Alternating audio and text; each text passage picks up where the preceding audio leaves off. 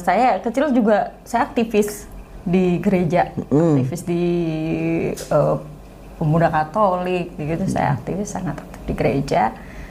Sama pas kuliah, nah pas kuliah itulah mulai banyak pertanyaan mulai banyak, ketemu dengan berbagai macam teman, berbagai macam ini. Mulai dari situ saya mulai banyak pertanyaan jujur. Kali ini kita akan berbincang-bincang dan saya akan menyapa beliau terlebih dahulu. Tamu spesial kita. Assalamualaikum. Waalaikumsalam, Umi. Anyes. Dulu Anyes namanya siapa? Nama lengkap saya Agnes Penny Rahayu. Anyes Penny Rahayu. Sekarang, dan itu nama di akte, di semuanya official. Omong-omong, Anyes sebagai ibu rumah tangga murni atau bekerja juga? Saya bekerja, Umi. Bekerja? Iya. Di mana?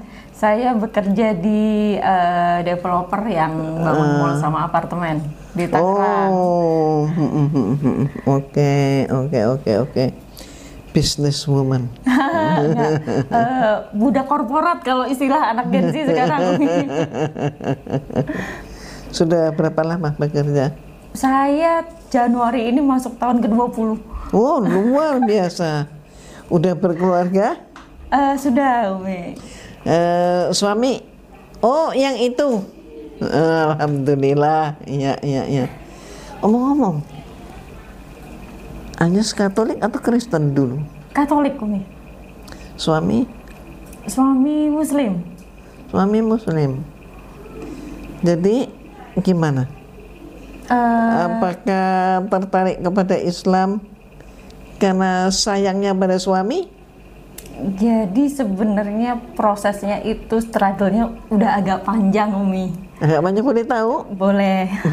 Jadi kebetulan saya itu lahir dari keluarga yang memang dari kecil tumbuh dari keluarga yang udah beda-beda. Kebetulan mama saya sendiri dulu Muslim, tapi nikah dengan papa yang Katolik.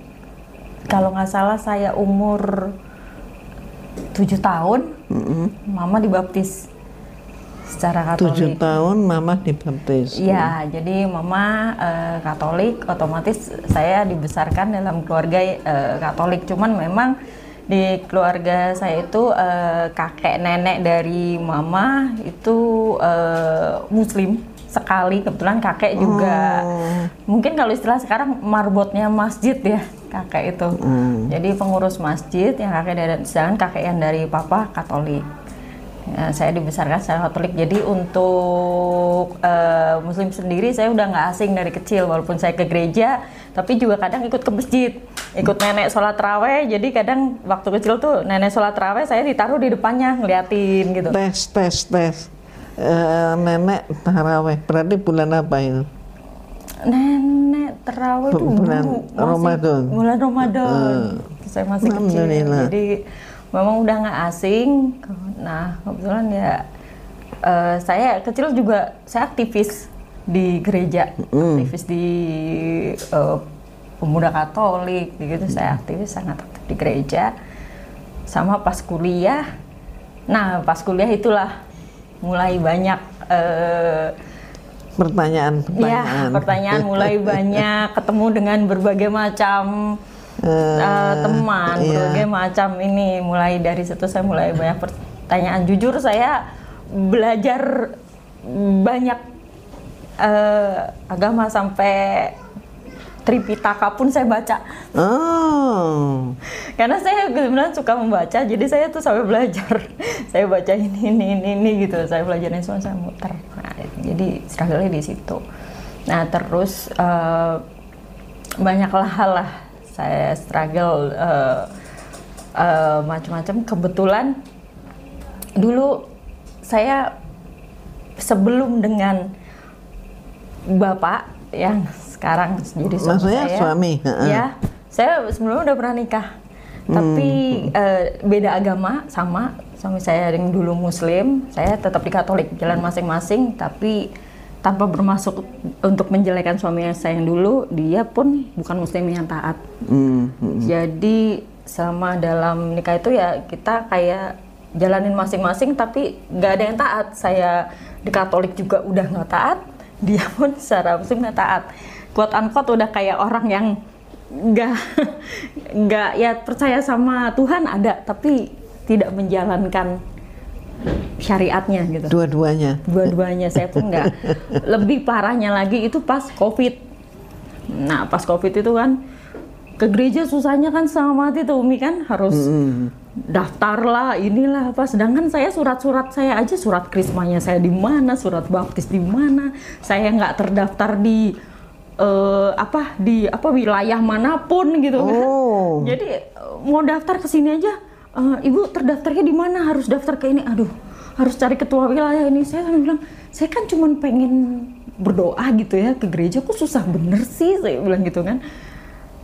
Nah entah kenapa saya punya rumah, saya pindah rumah kan pada saat COVID itu, rumah saya tuh hanya 5 langkah ke 5 rumah terus masjid. Nah entah kenapa, nah dari situ tuh pas COVID, kebetulan saya kena COVID juga, jadi kalau pagi tuh suka bangun pagi-pagi denger azan. Terus dari gimana? masjid itu saya cuma mikir gini, Berisik banget gitu ya? enggak sih Umi, karena dari kecil udah kebiasaan denger azan, jadi nggak terlalu, cuma saya mikir gini, kok enak ya kalau saya bisa berdoa hanya tinggal jalan kaki gitu. Oh, jadi ketika ada orang yang merasa terganggu dengan suara azan, tapi Agnes malah sebaliknya. Iya. Malah merasa makin yang dulunya udah pernah belajar, udah pernah terpendam, jadi kayak makin kok enak ya lihat. Kok mau komunikasi sama yang di atas kok kayaknya gampang gitu. Nah, pemirsa, berarti tidak benar juga kalau mereka yang menyatakan azan itu mengganggu, karena ternyata beliau tidak merasa terganggu, malah merasakan adem gitu ya. Benar, jadi saya merasa oh kok mudah ya, ternyata mau sholat itu mau ketemu sama, mau komunikasi sama, saya waktu itu masih istilahnya mau bicara deh, mau komunikasi dengan yang di atas tuh mudah, hanya dengan saya 5 langkah aja saya udah bisa ini gitu. Terus kok bisa komunikasi bisa sehari 5 kali, sedangkan saya sekarang aja saya bingung, saya mau ngomong sama siapa gitu, kayak putus komunikasi gitu, nggak bisa nemu ini gitu kan. Ya udah tuh udah mulai ke trigger pas COVID itu udah mulai. Nah berjalannya waktu, bulan saya ketemu bapak suami saya sekarang. Sebelum COVID atau sesudah COVID? Sesudah COVID. Nah ketemu terus makinlah saya keingintahuan ditanyakan pada beliau dan beliau bisa menjawab. Makin ini gitu, makin keinginan saya gitu. Kebetulan beliau juga waktu itu mau berangkat haji juga, jadi makin saya bantuin beliau persiapan mau berangkat haji. Semakin pengen tahu juga haji itu apa gitu benar. Ya. Terus ya sudah, akhirnya saya memutuskan jadi mu'alaf, mana pas beliau manasik haji juga saya ikut gitu kan. Jadi saya tahu pengetahuannya, oh haji itu gini gitu. Terus makinlah tumbuh itulah ketertarikan. Akhirnya saya mutusin jadi, yaudah saya bilang yaudah saya mau jadi mu'alaf. Jadi kesimpulannya kalau begitu, apa sih bagi Agnes? Pasti Islam itu kan agama yang hak, sempurna, pasti semuanya indah, menarik, ya. Tapi bagi Agnes sendiri, apa yang paling menarik sehingga bisa mengubah haluan kehidupan? Sebenarnya buat saya yang paling menarik dari Islam sendiri adalah bahwa saya bisa berkomunikasi dengan yang di atas. Sehari itu bisa 5 kali saya dikasih kesempatan buat berkomunikasi dalam itu. Kalau di agama saya yang dulu kan harus seminggu sekali baru formal bisa berkomunikasi. Terus kalau sekarang di Islam tuh kalau umpamanya saya paling simpel aja ngantuk gitu di kantor, langsung wudu, oh sholat, udah seger lagi gitu, udah bisa mikir lagi. Jadi buat saya tuh dulu saya sempat berpikir pas di agama Islam itu ribet. Banyak aturannya dulunya lah. begitu. Iya, banyak aturannya lah, nggak boleh pakai baju kebuka lah, apalah, inilah gitu kan. Berarti kalau begitu orang-orang yang menganggap Islam itu ribet dan sebagainya berarti berawal dari ketidaktahuan dia. Iya. Mengapa harus begitu? Terus gimana? Itu makanya terus ya udah ribet gitu. Islam tuh apa pantangannya banyak, nggak boleh ini nggak boleh. Ya jujur kan dulu saya juga agak anak gaul nih Umi nih gitu kan ya, makanya mohon maaf kalau saya ngomong juga masih agak belepotan. Jadi maunya bebas Ya, bebas gitu. jujur kan dulu juga agak anak gaul, saya penampilan saya apalah, rambut saya warna-warni lah apa gitu kan. Islam nih ribet nih itu kan, nggak bisa pakai celana pendek gitu kan, nggak bisa pakai ini gitu sempat gitu. Terus ya berjalan waktu ternyata gitu, saya coba dulu, oh ternyata Islam tuh saya mau komunikasi sama yang di atas sangat mudah gitu. Itu yang paling bikin saya tertarik, sesederhana itu sih Tidak, maksudnya banyak orang tertarik dari segi apa-apa, kalau saya hanya itu praktis dalam kehidupannya. Iya, saya berkomunikasi dengan sangat mudah. Kebetulan terus akhirnya dipertemukan juga sama orang yang bisa membimbing saya supaya saya bisa lebih ini lagi, belajar lagi terus. Tapi ngomong-ngomong, boleh tanya nih? Boleh. Nggak curiga awalnya, ini orang kok baik sama saya, ini orang kok agamanya beda sama saya, nggak gitu? Enggak, saya nggak curiga sama sekali ke arah sana, karena memang pada dasarnya sebenarnya mungkin keinginan saya untuk saya jadi Muslim atau Islam itu sudah ada, cuman belum ada keberanian untuk menyatakan. Iya, karena waktu itu kan, ya jujur kan saya nggak ada pembimbingnya Umi. Saya tuh udah kayak layangan putus tuh agamanya, mau dibilang Katolik juga enggak, dibilang agama apa juga nggak tahu kan. Udah. Ya karena susah. Ya nggak ada hambatan untuk ibadah itu ya. Jadi sebenarnya kalau menurut saya nggak ada curiga di situ, justru malah ini semacam kayak ini trigger. Jadi saya berani, akhirnya saya jadi berani bahwa memutuskan untuk iya saya convert ke Muslim. Justru itu triggernya, jadi saya nggak ada curiga sama sekali. Nggak capek sehari ini Mas nih? Enggak. Sama sekali nggak capek. Ya, jadi berarti memang lebih tertata ya? Iya, hidup saya juga sekarang lebih tertata, saya merasa lebih nikmat aja sih jalanin hidup, lebih nggak dulu kan hidup kayaknya wah sibuk nggak karu-karuan gitu ya. Kalau sekarang tuh lebih rapi gitu. Kalau ada orang yang ngomong kan, ya hidup kapan lagi kalau nggak sekarang, selagi masih muda banting tulang begitu ya, tulangnya dibanting-banting. Mungkin itu saya yang dulu begitu. Banting tulang buat beli tiket jalan-jalan.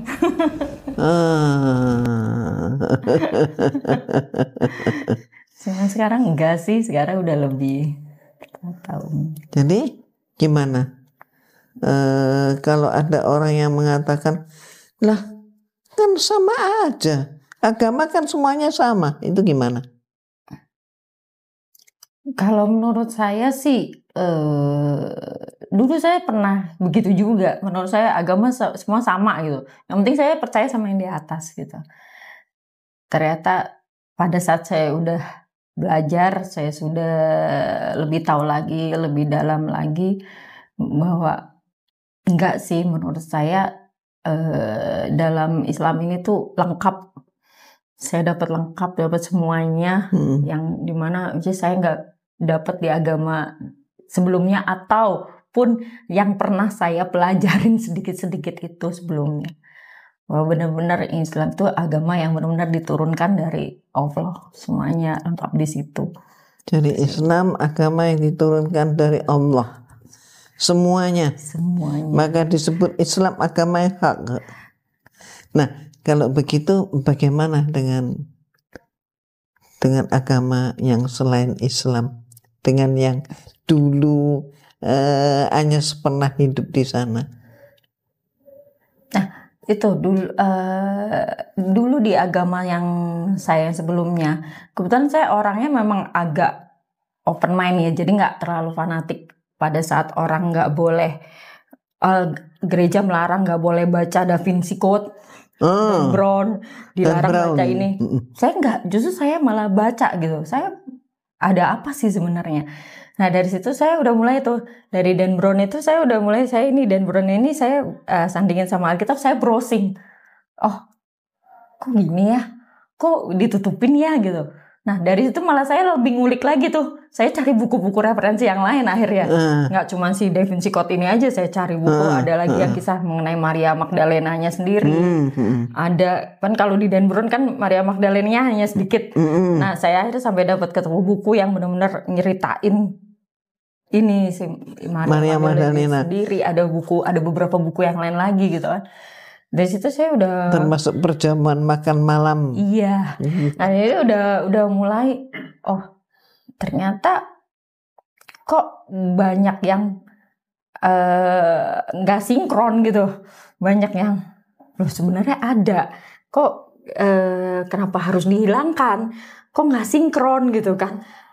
Banyak yang nggak sinkronnya itu selama ini cuma jadi tanda tanya saya aja kan, why gitu kan. Nah, sekarang terjawab semua. Sekarang udah makin terjawab nih semenjak saya jadi mualaf, terus itulah ikut di tempat Umi di Irena Center yang tadinya suami saya sempat cerita ke Umi, tadi itu saya nolak, saya dikasih kan nih ikut ini, nggak mau, apaan sih ini, bilang ini kan yang jelek-jelekin agama yang dulu kan. Terus suami saya bilang itu bukan jelek-jelekin, itu faktanya emang begitu. Akhirnya saya sedikit-dikit tuh udah mulai diajarin kristologi sama suami saya, nih coba baca ini. Oh gitu ya, oh gitu, ya udah deh. Akhirnya saya daftar. Nah setelah daftar di yang santri mualaf itu, akhirnya makin ini lagi, bahwa oh ini pertanyaan saya yang dulu nih pas saya bahasa Da Vinci Code terjawab semua gitu. Jadi ternyata gimana? Jelek-jelekin nggak? Enggak. Fakta. Memang fakta. Iya. Ya. Jadi ternyata nggak jelek-jelekin. Akhirnya saya memang enggak. Dulu saya gitu, saya udah antipati, enggak, saya nggak mau. Enggak, ini nggak jelekin. Oh iya ternyata memang benar, nggak jelekin. Iya. Alhamdulillah. Jadi gimana kalau sekarang diajak balik yuk ke sono yuk, kembali ke gereja? Enggak kalau dimingin-mingin? Enggak juga. Berarti hati sudah melekat dalam Islam. Iya, di umur yang segini udah tahu harus jalannya mau kemana. Ya ngomong-ngomong anak-anak, kebetulan saya sendiri, saya belum punya anak sampai sekarang. Ya. Insya Allah, jadi akan juga memberikan nikmatnya iman dan nikmatnya Islam pada lingkungan yang ada. Menunjukkan, membuktikan bahwa Islam itu tidak seperti yang dituduhkan. Iya. Kalau mereka selalu mengembar-gemborkan, mempropagandakan bahwa Islam itu keras, Islam itu jorok, Islam itu miskin, Islam itu teroris, gitu kan ya. Tapi ternyata kan nggak seperti itu. Dan semua itu ternyata fitnah yang sengaja dipelihara. Iya. Fitnah yang dilestarikan. Tanpa ada fitnah, kayaknya mereka tidak akan mampu untuk menyampaikan kebenarannya. Ya memang ya itulah kalau kita ketahui sendiri ya.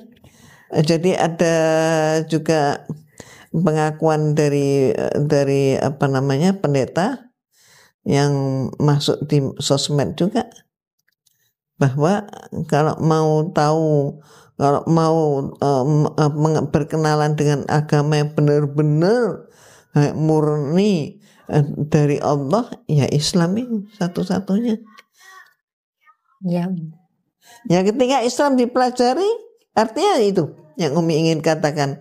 Ketika Islam dipelajari, maka akan terungkap seperti itu. Iya. Dan ternyata menjadi Islam itu tidak berat. Gak berat ya. Dan ternyata pakai baju seperti ini juga tidak seberat yang saya bayangin dulu. Dipikir kalau dulu ribet banget gitu. Sumu gitu kelihatannya kan kalau orang Jawa bilang, ternyata enggak. Ternyata enggak ya, alhamdulillah. Ternyata simpel itu. Alhamdulillah teman-teman yang tadinya nggak pakai, ada beberapa teman saya yang tadinya nggak pakai hijab, lihat saya aja dengan pakai, mereka pada pakai, ada beberapa sudah. Alhamdulillah, berarti itu syiar yang sudah dilaksanakan oleh Anyes, insya Allah pahala itu. Amin. Ada ingin Anyes pesan kepada ini kalangan kita sendiri? Saya sih mungkin kalau pesan, saya belum ilmu saya tuh belum tidak tinggi, malah sekali lagi saya masih buta huruf juga baca Al-Quran. Ya, semua orang juga ilmunya belum tinggi. Justru kita sedang menuju dan berjuang untuk menjadi yang tinggi itu. Saya sih cuman mau ini aja, bahwa ternyata di dalam Islam itu sangat mudah untuk berkomunikasi dengan Allah, dan Islam itu tidak berat dan tidak repot seperti yang dibayangkan, dan tidak seperti stigma yang selama inilah. Ya. Dan Islam itu bukan agama doktrin ya. Islam nggak pernah memaksakan. Iya. La ikraha fiddin, ya. Tidak ada paksaan dalam Islam. Dan umat Islam juga lakum dinukum waliyatin. Kamu mau menjadi Islam, alhamdulillah. Kamu nggak mau jadi Islam, ya nggak apa-apa. Silahkan agamamu dengan kamu dengan agamamu, aku dengan agamaku, dengan keyakinan masing-masing. Kita tidak memaksakan orang. Alhamdulillah. Nah, pemirsa yang dirahmati oleh Allah, alhamdulillah inilah perbincangan kita, dan mudah-mudahan ada guna serta juga ada manfaatnya. Mudah-mudahan kita semua semakin tunduk patuh kepada Allah dan menikmati bahagia dunia dan akhirat. Insyaallah sampai jumpa kembali. Wassalamualaikum warahmatullahi wabarakatuh.